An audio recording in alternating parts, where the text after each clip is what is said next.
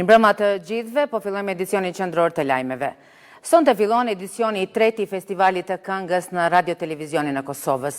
3 net radhazin në sken do të ngjiten artistë të njohur si dhe talentë të reja, ndërkohë që tashmë dihet se në garja 20 këngë nga artistë edhe përtej kufive të Kosovës.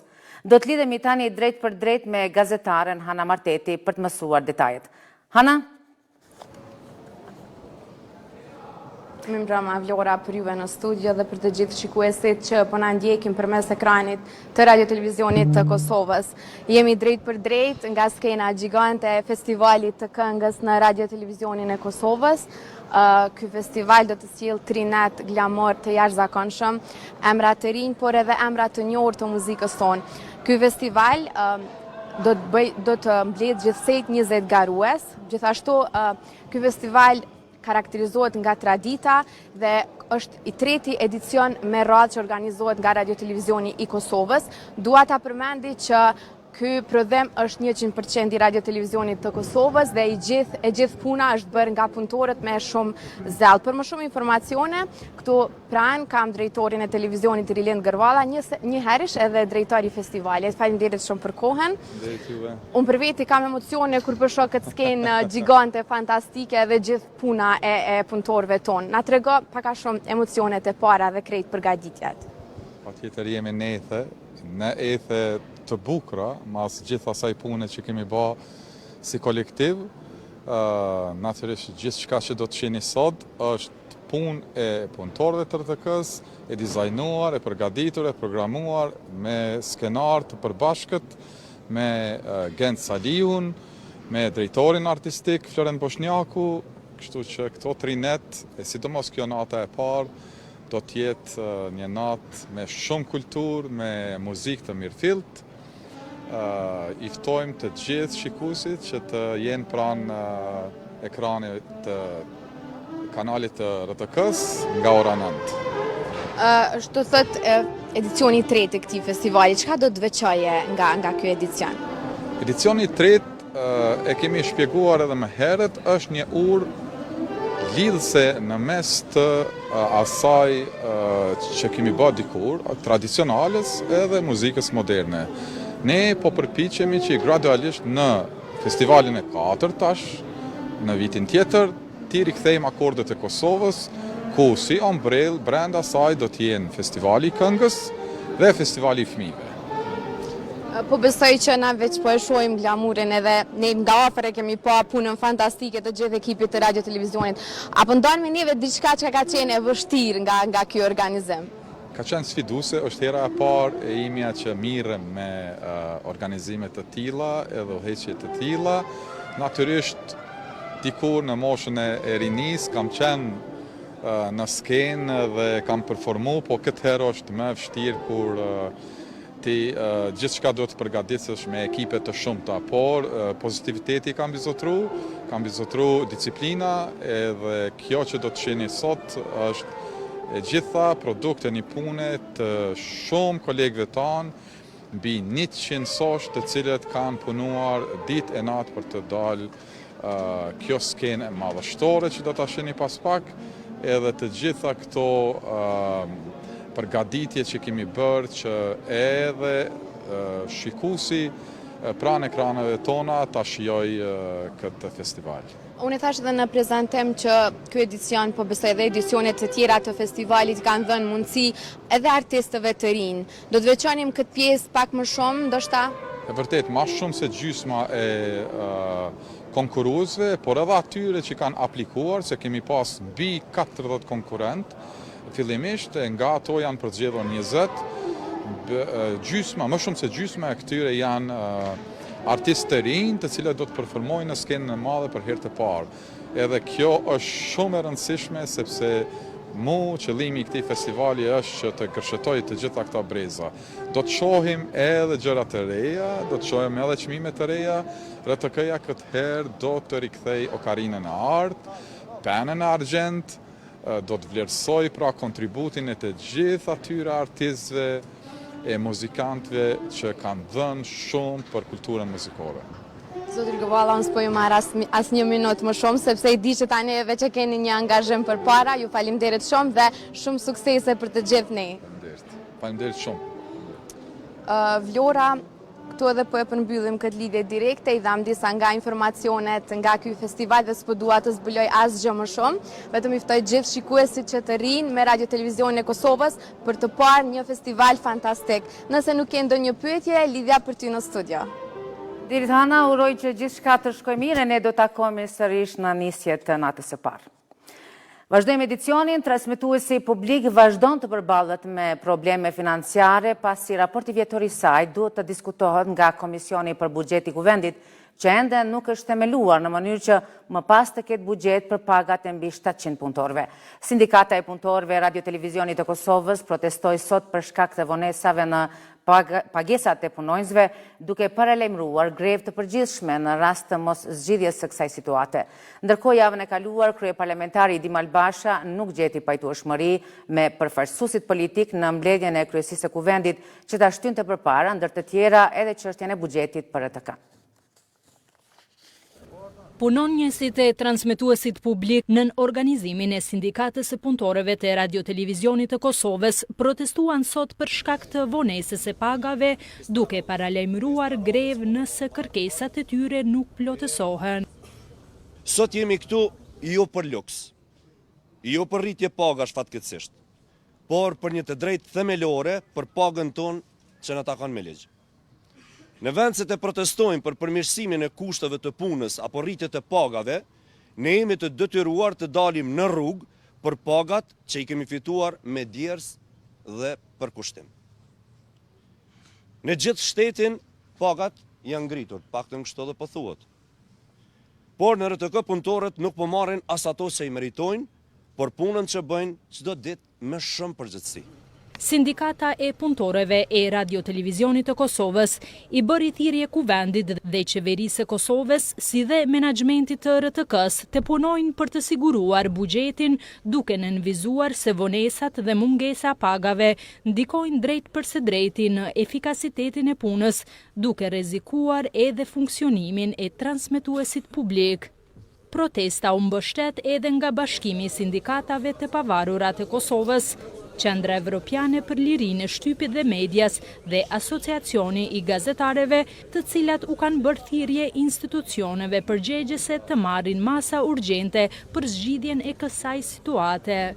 AGK ka vetëm një kërkesë sot. Asociacioni i Gazetarëve kërkon në mënyrë urgjente dhe të padiskutueshme nga kryeministri në detyrë Albin Kurti që thjesht t'i alokoj pagat për punëtorët e Radio Televizionit të Kosovës. Ta bëjë njësoj siç bëri herës së kaluar dhe kështu të ndërpritet presioni edhe financiar që po bëhet ndaj punonjësve medial. Ndërkohë, për të hënën protest kanë paralajmëruar edhe 2 sindikata tjera të punëtorëve të RTK-s. Sindikata Pavarur e RTK-s dhe Shoqata Sindikale e Radio Kosovës. Më shumë se 700 punonjës të transmetuesit të vetëm publik në Kosovë nuk e kanë marrë pagën e tetorit për shkak se RTK-s nuk i është ndarë pjesa e dytë e buxhetit për këtë vit. E për buxhetin e transmetuesit publik dhe gjendjen aktuale të pagave të punonjësve të RTK-s ka folur edhe zëvendës kryeministrin e detyrë Besnik Bislimi. Në një intervistë për RTK-n, Bislimi ka folur edhe për të gjeturat e raportit të progresit i publikuar dje si dhe për zhvillimet aktuale politike. Ndjekim një pjesë të shkëputur nga intervista, të cilën të plot mund ta ndiqni të premte në orën 18:15. Me sa përshtyt nuk do të ketë një bashkëpunim mes partive politike me lëvizjen vetëvendosje për të krijuar këto komisione. Në rast se kjo situatë vazhdon si e tillë, atëherë ka ndonjë zgjidhje për punonjësit e RTK-s?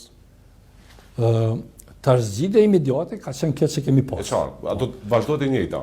Nuk mendoj që duhet me vazhdu, mendoj që duhet pak edhe presioni publik mbi deputetët me urrit që me tregu që ata i kanë fituar ato ulse për me marrë përgjegjësi, jo për me shpërfaqe net. Paga e deputetit nuk është rastësisht ndër pagat më të larta në sistemin publik të Kosovës. Për arsye se deputeti në momentin e zgjedhjes veshet me shumë përgjegjësi për mi dhënë drejtim proceseve. Tash ti nuk mundesh me thonë paga bënd të transferohet në buxhet, në llogarinë time bankare çdo muaj, ama atyre që mund t'i bllokoj, do t'ja pamundësoj transferimin e pagave. Mendoj që kjo situatë komfore nuk ishte dashur me ju leju disa deputetëve që besojnë që duke i lënë juve pa paga e damtojnë një subjekt politik. Është dashur që ata me bërë të kostën politike të vendimit të tyre. Po në përgjithësi, raporti këtë vit është jashtëzakonisht më objektiv se sa viteve të tjera.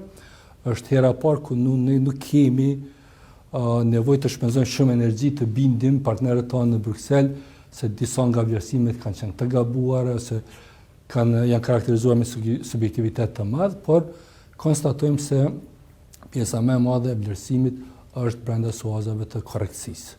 Ne kemi lëvizur ashtu siç kërkojnë interpretimi i gjykatës kushtetuese në rast kur mandatari i parë nuk ka lënë.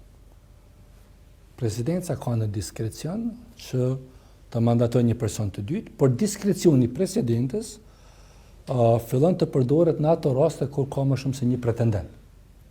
Në këtë rast, procesi ka qenë i thjeshtësuar për arsye se vetëm lëvizja vendosëse ka pas të nominuar për raundin e dytë, ndërsa subjektet tjera kanë treguar që vetëm bllokojnë por nuk kanë alternativë.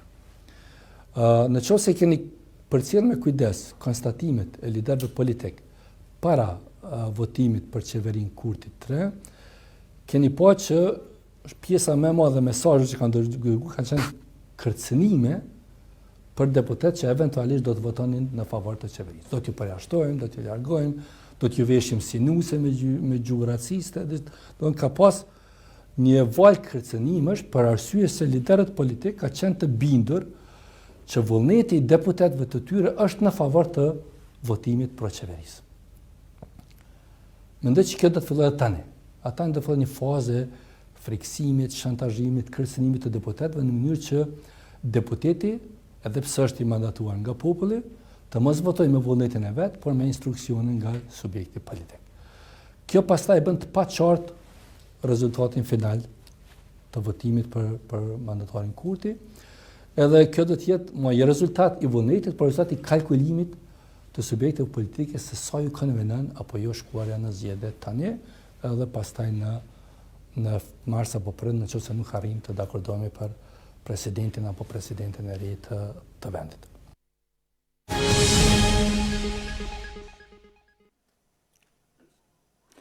Malisheva është tronditur sot nga një vrasje e dyfisht. Policia ka njoftuar se 2 vëllezrit Morina nga fshati Golluboc janë vrarë nga dhëndri i tyre, i cili tashmë është identifikuar dhe gjendet në Arati. 2 vëllezrit Morina kanë vdekur si pasojë e gjuajtjes me armë zjarri, ku i dyshuari është dhëndri i familjes. Ngjarja ka ndodhur në fshatin Golluboc të Malishevës. Në raportin e policisë thuhet se 2 vëllezrit rreth orës 11:30 janë dërguar në qendrën e mjekësisë familjare në Kijev, ku më pas mjekët kanë konstatuar vdekjen e tyre. Policia tashmë ka identifikuar personin e dyshuar dhe në koordinim me prokurorin e shtetit, po ndërmerren të gjitha veprimet e nevojshme hetimore lidhur me rastin dhe arrestimin e të dyshuarit. Kryeprokurori Gjakoves Enizgashi tha se motivet e vrasjes ende nuk dihen. Kemi të bëjmë një vrasje të rëndë, për vrasje dyfisht, ku kemi të bëjmë me 2 viktima. Kryesi i kësaj vepre penale është ende në Arati dhe policia së bashku me prokurorinë jemi duke ndërmarrë gjitha mosat që sa më shpejt identifikohet dhe të sigurohet prezenca e tij. Ajo që mund t'ju them që do thotë në mesvetë kanë raporte familjare, mirë për motivin ende nuk e dim saktësisht, kështu që pasi që të marrim dhëna të tjera më të sakta, atëherë do të dalëm me një komunikat zyrtare. Por i dyshuari për vrasjen e 2 vëllezërve nuk kishte i panjohur për policinë. I dyshuari për vrasjen e dyfisht në Golluboc të Malishevës ishte i njohur për organet e drejtësisë. Ndaj tij, me 7 prill të këtij viti, prokuroria themelore në Prishtinë kishte ngritur akt akuz për veprën penale dhunë në familje dhe kanosje. Sipas prokurorisë themelore në Prishtinë, prokurori i shtetit me 6 prill ndaj të dyshuarit kishte paraqitur kërkesë për saktimin e paraburgimit, e cila i ishte caktuar nga gjykata kompetente.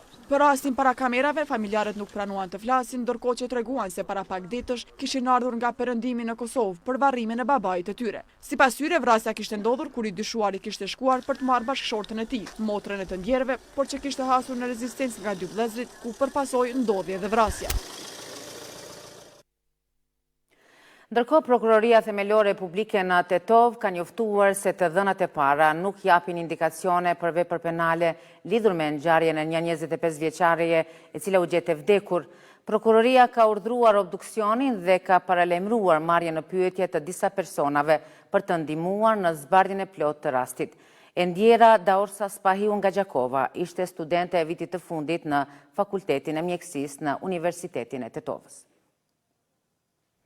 Studentja nga Gjakova, Daorsa Spahiu është 25 vjeçare nga Gjakova që u gjet e vdekur mbrëmje në Tetov. Prokuroria Publike ka njoftuar se tashmë është kryer ekspertizë në vendin ku u gjet trupi i pajet, si dhe në banesën me qira ku endjera kishte qëndruar.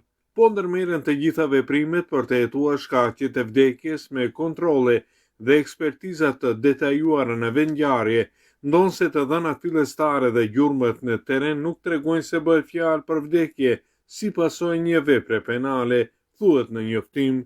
Prokuroria ka urdhëruar obduksionin dhe ka paralajmëruar marrjen në pyetje të disa personave për të ndihmuar në zbardhjen e plotë të rastit. Organet hetimore po punojnë intensivisht për të përcaktuar shkaqjet e vdekjes së 25 vjeçares. Ngushtimi për ndarjen nga jeta të studentes Daorsa Spahiu shprehu edhe Universiteti i Tetovës. Përmes një telegrami, Universiteti i Tetovës ka shprehur ngushtime për familjen, duke theksuar se humbën një njeri të dashur, një jetë të re plot mundësi dhe një rrugtim që duhet të vazhdonte. Daorsa ishte në prag të diplomimit në Fakultetin e Mjekësisë pranë Universitetit të Tetovës. U kthehemi zhvillimeve në vend. Në gjykatën e apelit u mbajt seancë për rastin e vrasjes së biznesmenit Bedri Rexhepi për shka jeton dhe Nejat Vllazaliu. Janë të dënuar nga gjykata themelore në Prishtinë me burgim të përjetshëm. Mbrojtja propozoi që çështja të kthehet në rigjykim. Ndërkaq, pala e dëmtuar kërkoi që të vërtetohet dënimi me burgim të përjetshëm. Në gjykatën e apelit, para trupit gjykues, dolën jeton dhe Nejat Vllazaliu të dënuar me burgim të përjetshëm nga themelorja për vrasjen e biznesmenit Bedri Rexhepi.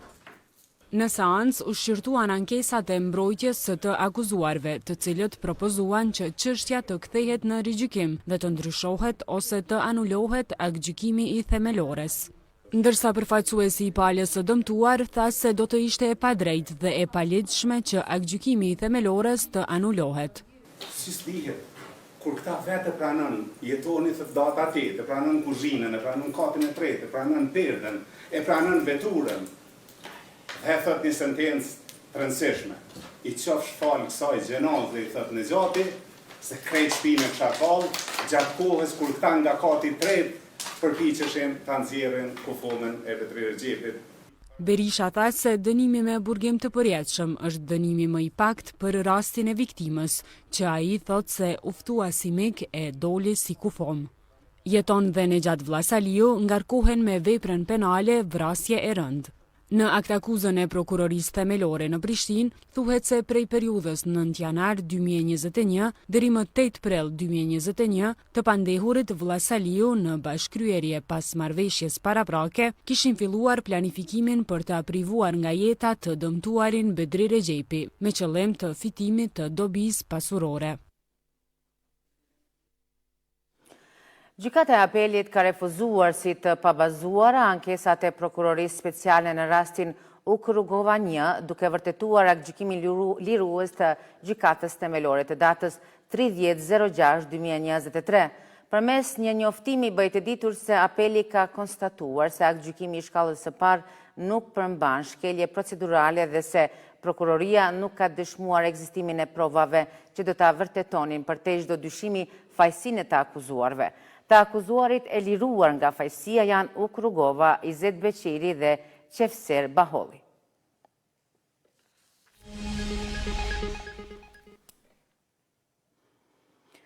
Raporti progresit për Serbinë i Komisionit Evropian ka konstatuar shkeljet të drejtave të shqiptarëve që jetojnë atje. Shqiptarët në Preshev, Medvegje, Bujanoc, vitet e fundit në vazhdimsi kanë denoncuar atë që e cilësojnë si pasivizimi adresave, që nënkupton një artikulim të politikave që synim kanë spastrimin etnik të shqiptarëve përmes mjeteve administrative. korniza institucionale për mbrojtjen e pakicave në Serbi mbetet e paplot, ndërkohë që shqiptarët vazhdojnë të përballen me diskriminim, nën përfaqësim dhe pasivizim të adresave. Këtë ka nënvizuar raporti i progresit për Serbinë, duke pasqyruar përmes pasivizimit të adresave, një artikulim të politikave që synim kanë spastrimin etnik të shqiptarëve përmes mjeteve administrative. Raporti i Komisionit Evropian për Serbinë për vitin 2025 po tregon qartë që shqiptarët e Luginës po vazhdojnë të përballen me pasivizim të adresave, me mos përfaqësim në institucione dhe mos përfshirje të barabartë në çdo sferë të jetës. E këto nuk janë thjesht vetëm shkelje teknike, por janë forma të spastrimit etnik heshtje, shpërngullit vazhdueshme masive dhe politikë përjashtuese ndaj të gjithë shqiptarëve. Plani i veprimit për përmirësimin e përfaqësimit të shqiptarëve në institucione ende nuk ka prodhuar rezultatet e duhura. Nënvizon raportin në fjalë, duke potencuar se pakicat kombëtare vazhdojnë të jenë të nënpërfaqësuara në administratën publike dhe në polici. Një shtet që po mohon qytetarët e vet nuk mund të jetë pjesë e një Evrope që ndërtohet mbi demokracinë dhe barazinë. Andaj ne shqiptarët të Luginës së Preshevës nuk po kërkojmë privilegje, por kërkojmë drejtësi, respekt dhe trajtim. Çështja e pasivizimit të adresave është përmendur edhe në raportin e Departamentit Amerikan të Shtetit për të drejtat e njerëzit në Serbi për vitin 2030. Në të është thënë se pasivizimi i adresave duket se është kryer në mënyrë jo proporcionale ndaj shqiptarëve, sidomos në Medvegjë.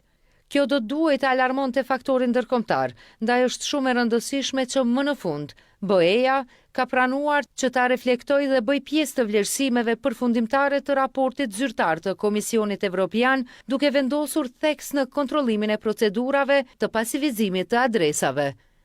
Sipas regjistrimit të fundit në vitin 2022, në Serbi jetojnë më shumë se 600.000 shqiptar, të cilët përbëjnë pakicën e 4 më të madhe atje. Në raportet ndërkombëtare, Lugina, që ngërthen në vetvete Preshevën, Medvegjën dhe Bujanocin, komuna të banuara me shumicë shqiptare në jug të Serbisë, konsiderohet tërësisht e izoluar dhe sipas raportit merr vëmendje vetëm në kohë zgjedhjesh.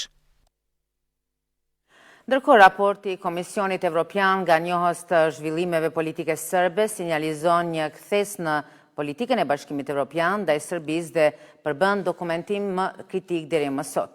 Ambasadori i BE-s atje ka nënvizuar se Serbia gjithashtu duhet të sigurojë përgjegjësi për ngjarjet në veriun e Kosovës nga vjeshta e vitit 2023. Komisioni Evropian në raportin më të ri për Serbinë thekson se përparimi në sundimin e ligjit dhe normalizimi i marrëdhënieve me Kosovën do të vazhdojnë të përcaktojnë ritmin e përgjithshëm të anëtarësimit të Serbisë në Bashkimin Evropian. Nga BE-ja bëjnë thirrje që Serbia të harmonizohet me politikën e përbashkët të jashtme dhe të sigurisë të BE-s.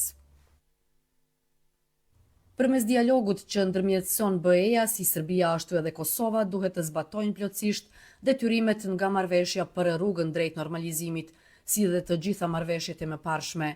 Serbia gjithashtu duhet të sigurojë përgjegjësi për ngjarjet në veriun e Kosovës nga vjeshta e vitit 2023, tha ambasadori i BE-s në Serbi, Andreas von Bekerat. Duke komentuar raportin, presidenti Aleksandar Vučić tha se Serbia do të ishte përpara vendeve të tjera kandidate nëse do ta njihte Kosovën dhe do të vendoste sanksione ndaj Rusisë, por shtoi se nuk do ta bëjë këtë. Komisioni Evropian konstaton regres në demokraci si dhe rritje të presioneve dhe përdorimit të tepruar të forcës ndaj protestuesve. Komisioni Evropian thekson se shqiptarët në Luginën e Preshevës ankohen për pasivizimin e adresave dhe kërkon nga autoritetet të adresojnë këto çështje. Opozita vlerëson se raporti dëshmon se Serbia është shtet i kapur nga regjimi i Aleksandar Vučićit. Izražava duboku zabrinutost zbog Raporti shpreh shqetësim të thellë për tendencat autoritare dhe veçanërisht është e rëndësishme që Serbia për herë të parë përshkruhet publikisht si shtet autokratik, thekson Radomir Lazović, deputeti i opozitës. Njohësit e zhvillimeve politike vlerësojnë se raporti i Komisionit Evropian sinjalizon një kthes në politikën e BE-s ndaj Serbisë dhe përbën dokumentin më kritik deri më sot.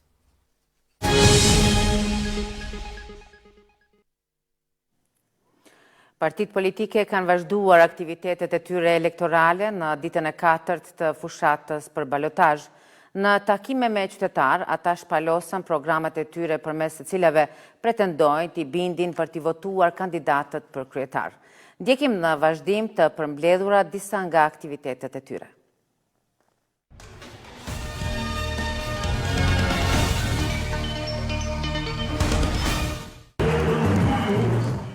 Lëvizja vetëvendosje ka mbajtur tubim elektoral me banorët e qytetit të Gjilanit. Në këtë tubim, vetëvendosja premtoi investime në shëndësi, arsim, infrastrukturë dhe mirëqenie sociale. Gjilanit i kemi bërë 8 milion euro investime, me to të transformojmë repartin e kirurgjisë, ginekologjisë, emergjencës dhe të intenzives, dhe të ndërtojmë një aneks të ri për radiologji me aparatura të reja e bashkohore. E stadiumi i qytetit po merë formë çdo ditë më shumë që kur i filluan punimet në muajin maj. E kandidati vetëvendosës për komunën e Gjilanit Alban Hyseni lavdroi punët e kryera gjatë mandatit të kaluar dhe kërkoi besimin e qytetarëve edhe për 4 vitet e ardhshme. E para është qytet i zhvilluar në cilin synojmë të përfundojmë projektet e përmendura tashmë, si dhe të vazhdojmë me rindërtimin e unazës së vjetër të qytetit, për të cilën pas 26 viteve po bëhet edhe shpronësimi, si dhe do të fillojmë edhe ndërtimin e unazës të jashtme, për të cilën po ashtu qeveria e Kosovës tashmë është duke bërë shpronësimin e tokave. E përfundimisht do të ndërtojmë edhe zonën industriale ose parkun e biznesit, një hapësirë prej 150 hektarëve tokë, tërësisht komunale, pa nevojë shpronësimi edhe me investime nga qeveria e Kosovës. Vetëvendosje u bëri thirrje qytetarëve që të numrojnë çdo orë deri të dielën për ta bërë sërish kryetar kandidatin e tyre Alban Hysenin. Sipas tyre, Hyseni është garancia që Gjilani po ecë në drejtimin e duhur.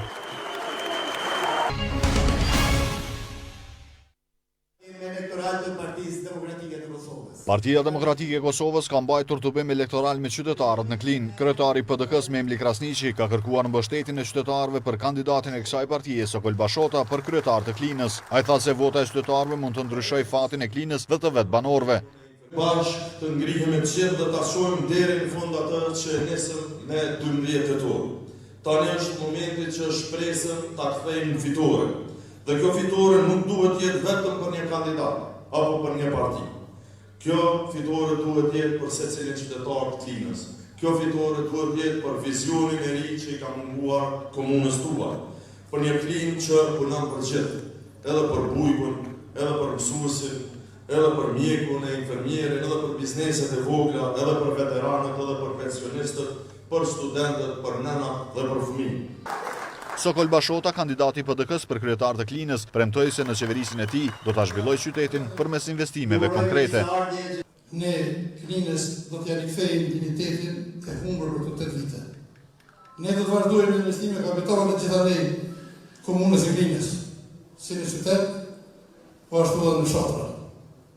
Do të përmbyllim investimet në fshatra në qytet, duke realizuar investimet në rrugë dhe për kundër në thojë për pjekjeve të këtij pushteti, kënse po e sjell ujë të pishëm në komunën e Klinës, edhe për kundër faktit se ekziston një fabrikë ndërtuar pikërisht në qeverisin tonë, ajo nuk jeti kur në në drejtë dhe mirë me të, dhe edhe qytetarët e Klinës mashtrohen kënse ka ujë të pishëm.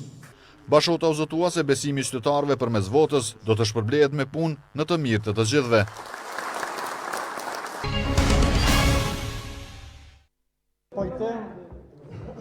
Lidhja Demokratike e Kosovës e ka vazhduar fushatën elektorale në viti. Kandidati i kësaj partie për kryetar të komunës Sokol Haliti ka mbajtur takim me organizatat e dala nga luftra ushtrisë lirimtare të Kosovës.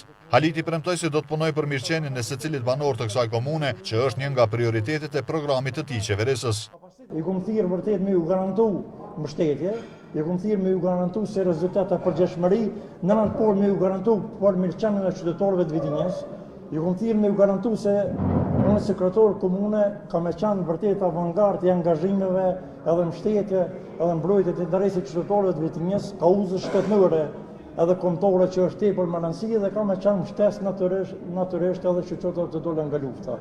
Prandaj me pietet i përkujtojmë dëshmorët e Vidinjes, unë krendohem vërtet edhe me veteranët e Vidinjes, për shkak se kanë lënë namën gjithkohë në betejat që i kanë zhvilluar, secili veç e veç. Haliti u zëtua se do të vazhdoj bashkëpunimin me të gjithë, ndërsa tha se do të përkushtohet për zhvillimin ekonomik të qytetit. Vitinja është edhe Kosova është gjithë e ju e na.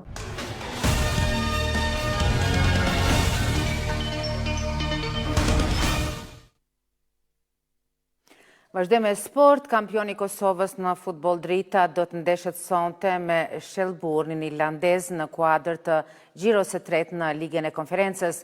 Ky duel transmetohet ekskluzivisht në RTK 4 nga ora 21.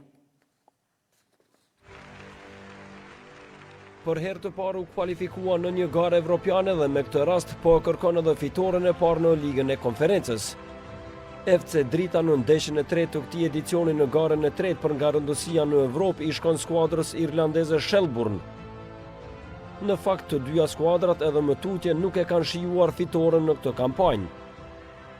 Kampionja Kosovës ka regjistruar 2 barazime ndaj Kupsit në Finland dhe Omonjas në Prishtinë në paqë ndeshje të zhvilluara, derisa kampioni irlandez barazoi pa gola në shtëpi me Hakenin dhe më pas u mposht 1-0 nga Shkëndia në Shkup. Krahas barazimeve identike me rezultat 1-1 ndaj Kupsit dhe Omonjas, Drita shënoi 3 fitore rresht në kampionatin e Kosovës deri te disfata befasuese në fundjavë nga Drenica, derisa Shelburni nga ana tjetër ka treguar forcë me 4 fitore në 6 ndeshjet e fundit, përfshirë edhe një barazim me disfat në Ligën e Konferencës. Intelektualet kanë treguar qëndrueshmëri në ndeshjet në udhëtim në këtë edicion duke regjistruar 3 fitore, 2 disfata, 2 barazime jashtë fushë në të gjitha garat, ndërsa përballja ndaj Shelburnit do të jetë 23-ta në tërësi në garat evropiane, prej nga ka regjistruar 7 fitore, 6 barazime, 9 disfata me 23 gola të shënuara, 25 të pranuara. Pas 2 ndeshjeve të para në Conference League, Drita renditet në vendin e 23 në tabel, 4 pozita më lart se sa Shelburni.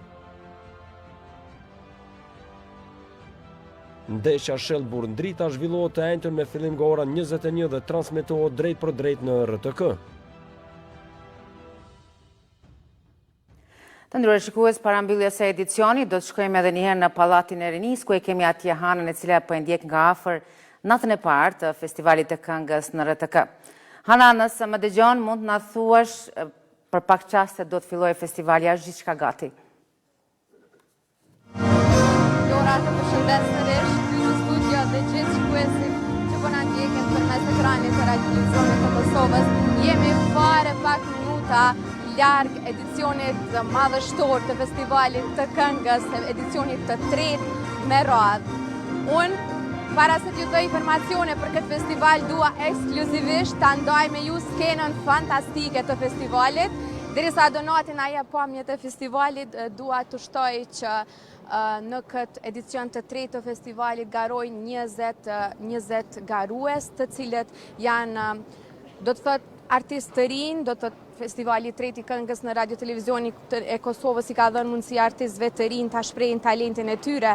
Gjithashtu ka edhe artistë të mirënjohur nga të gjitha trevat shqiptare. Dua të shtoj gjithashtu që Festivali këngës në Radio-Televizionin e Kosovës është 100% prodhim i transmituesit publik. Gjithçka që po shihni nga kjo skenë, nga puna teknike, nga skenografia, nga e gjitha është prodhim i Radio-Televizionit të Kosovës. Trinat me radhë, festival fantastik, performancë glamuroze. Gjithashtu, mbi të gjitha ky festival vazhdon traditën dhe kulturën në vendin tonë. Padyshim që mysafirët veç kanë ardhur, disa i presim nga tapeti kuq. Nuk dua të zbuloj më shumë informacione, por dua t'i lësh shikuesit t'i ftoj që mos ta ndrojnë kanalin e transmituesit publik për këto 3 net me radhë. Nëse nuk ke ndonjë pyetje Vlora, linja për ju në studio.